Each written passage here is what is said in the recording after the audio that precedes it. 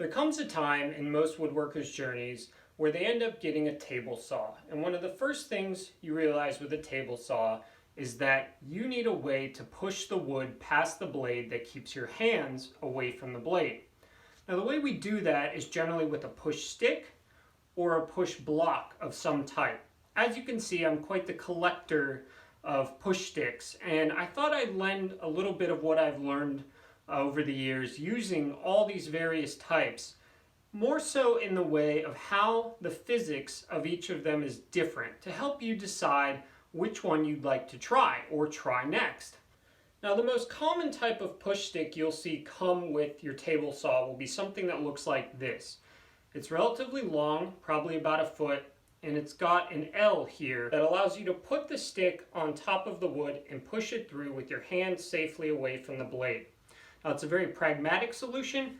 They usually are included because they're light and easy to store. It's very thin and it's very easy to put on the side or underneath of a table saw.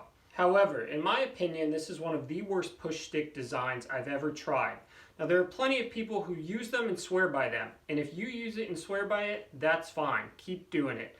I just think the way that the force from your hand is applied to the wood is incredibly inefficient. Now there are three major types of push sticks that I've seen out there over the years. This one I just call the Rob Cosman push stick. I've seen a few people have it, but he's where I saw it first. I call this one the Whale, and then I call this one the Handle. And because each of these is different, they allow you to apply force in different ways to the wood as it goes through, allowing you to control the piece of wood in different ways. I want to take a look at each of these on the table saw and just give a demonstration of how the force is applied. Now you will notice over here there's also this style, which I saw Adam Savage use, and I've never seen anyone else use it, but I thought it was curious, so I made one.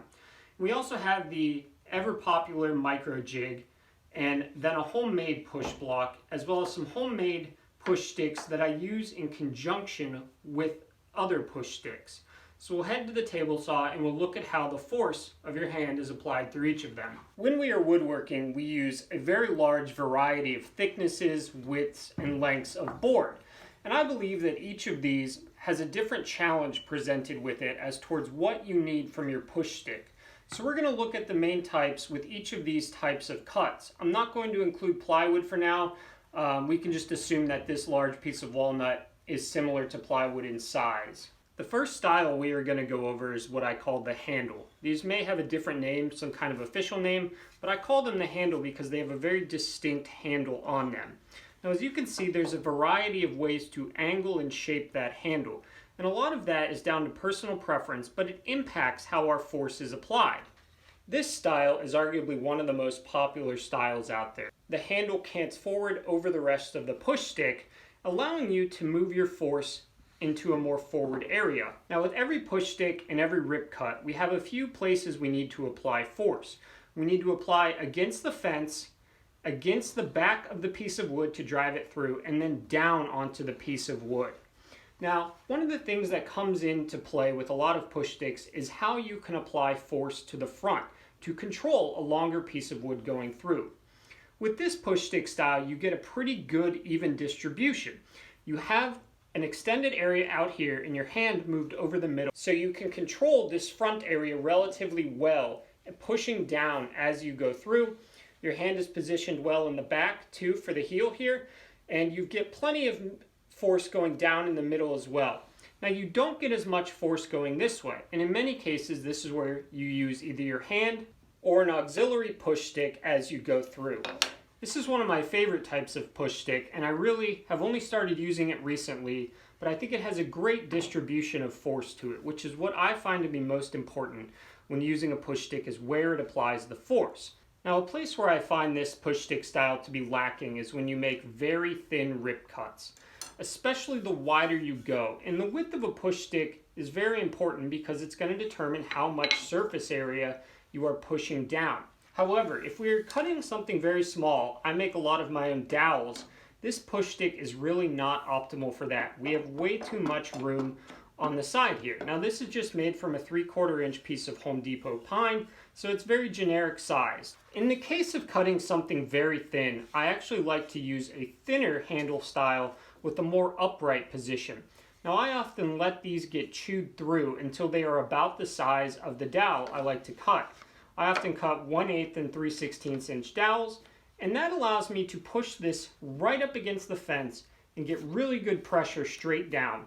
And I'm also, because of this narrowness, applying all of my force onto the piece of wood, and none of it is being applied off the side.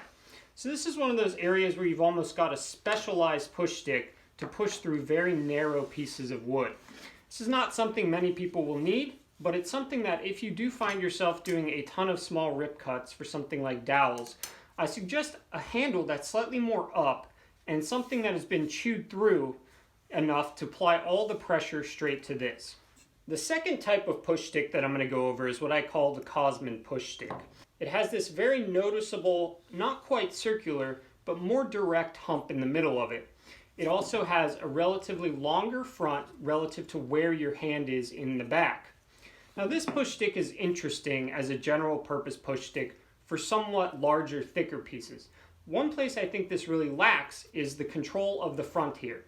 I find that you do not get to apply as much pressure to the front with your hand so far back and so far relatively cupped around this circle in the back.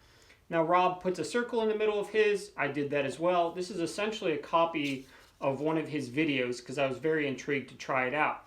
What I did find, however, was that making the push stick a little smaller allowed me to have more control, as well as angling this a little less sharp in the front and a little less sharp in the back.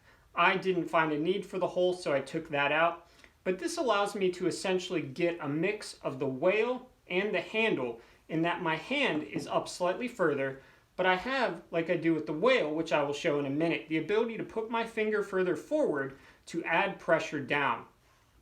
I do not like the more severe style angle here, and perhaps I didn't copy it correctly, and Rob would have some advice for a different angle here. But I do actually really like the slightly smaller, slightly more gentle version. I think this provides a pretty good medium between the whale and the handle. I think the Cosman push stick has a very good spot for these kind of medium-sized, albeit somewhat thinner rips, where you don't have a ton of weight and where you want to ride mostly on the piece of wood itself. I think there's a great ability here to ride against the fence, as well as having your pressure applied in front. I would not want to use this push stick on something very long because I feel that it lacks a little bit of the frontal control. My favorite type of push stick is the whale. I absolutely love the pressure distribution when I'm using it. One thing I love about this is that, much like the handle, my hand is a little more towards the middle, yet I'm going down flatter so that I have more force applied to here as well as back here.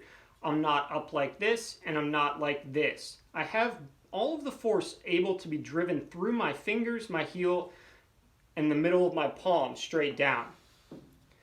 Now I think this is a great general purpose push stick because really any rip you're making is going to be able to be done with this stick because you have such good control in all areas. It's not the perfect push stick for every cut. Like I said, on thinner rips I prefer to use the handle. Very good general purpose push stick. Now the one thing I really like about these is the ability to have comfort. This angle right here is really comfortable. Your hand just naturally rests in a good spot. It's almost like a computer mouse in a way.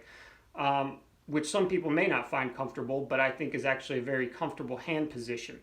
So consider, if you've never tried the whale, creating one of your own. And a lot of things about push sticks is all about playing with this angle. So something I suggest you do if you're making a whale is actually start cutting it a little larger. That'll give you room to play with the angle and then work your way down. Perhaps you want a little more canting forward. Perhaps you want a little less. Perhaps you want to move this backwards a little bit and get a little closer to the Cosman style. But if you've never tried the whale, I highly suggest you giving it a try. I think it's an absolutely wonderful push stick. Now I personally make all of my push sticks in various thicknesses because I think there's just something nice about being able to apply your force mainly to almost all of your piece of wood. And I don't particularly love chewing them up over and over and having to constantly cut a new line down or make a new one. So I try to match the push stick to the distance away. And I think the whale really excels with thinner push sticks as well, because you have a lot of surface area if you want to ride it up against the fence on a small workpiece. Something like the Cosman is missing a large area of surface area right here, and the handle is absolutely missing that surface area. I find it provides a nice way to keep it up against the fence while pressing down and through on your wood. The last two we're going to quickly look at is the default push stick style, which you'll find on many table saws, and then this Adam Savage style. I just found this so curious that I made myself one, and I'm going to have to say up front, I hate it. I absolutely hate that there's no way to apply pressure forward, and that really my hand is the furthest forward I can get the pressure. It's not dangerous, it's not, going to wreck your cuts, but I don't quite understand the hand position relative to where you can apply the force. So if you have tried this and you don't love it, I suggest trying a different style. And if you're curious, go ahead and make one, but I wouldn't use expensive wood to make it. Maybe you will love it, but I personally find it lacking in a lot of ways. Now the default style push stick is arguably the safest one in that your hand is going to be further away from the blade than any other push stick.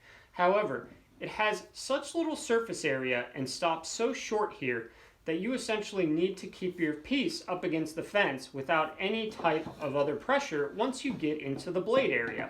Now, maybe that's easy for you, maybe it's not, but I like to have that little extra security of pressure in front as I go through. Again, this is a very simple style and it works. It does what it needs to do. It hooks onto the wood and it pushes it through. And as you can see, your hand is going to be further from the blade than any other push stick style, no matter what size of wood you are cutting. I just want to touch a little bit here on push blocks, which I think absolutely have a place. There's the micro jig, which many people own, and there's also homemade ones. Now there is some debate out there as to whether you should ever be wrapping your hands around the push stick.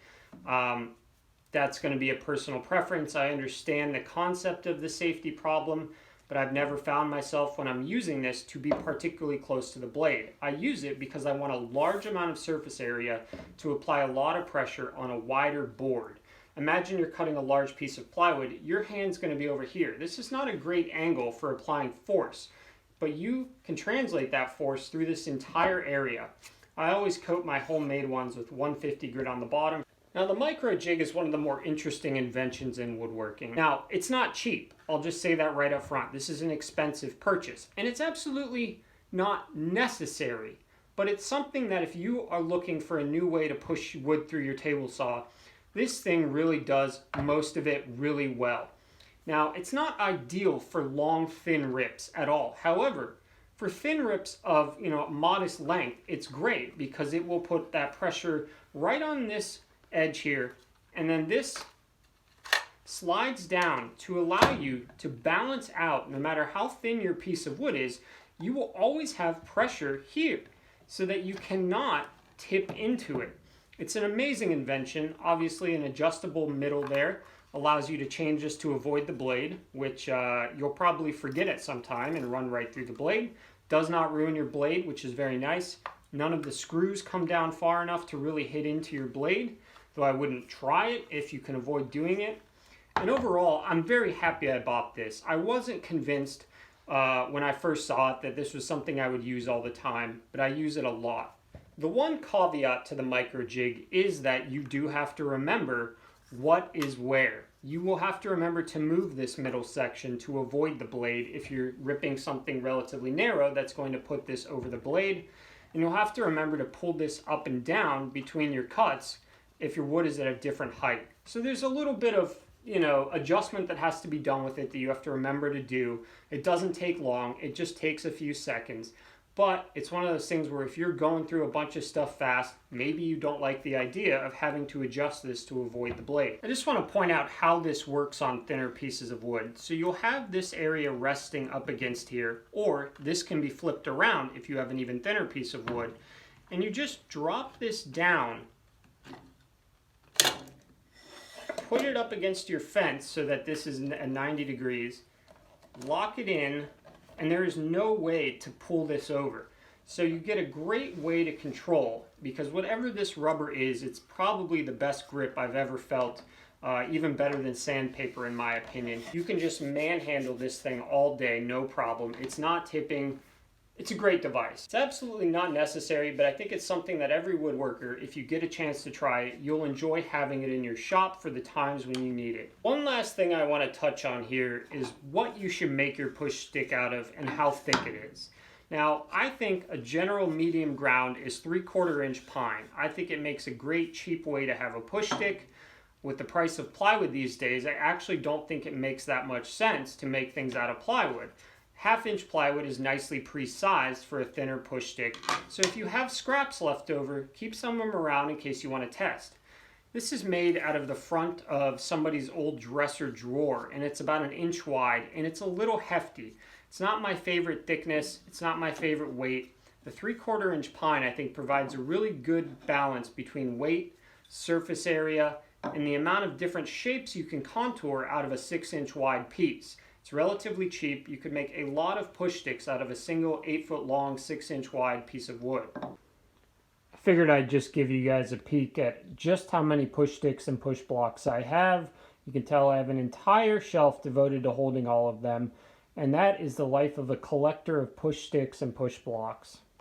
If you have any questions, let me know. If you have any advice to add, put it down in the comments, and thanks for watching.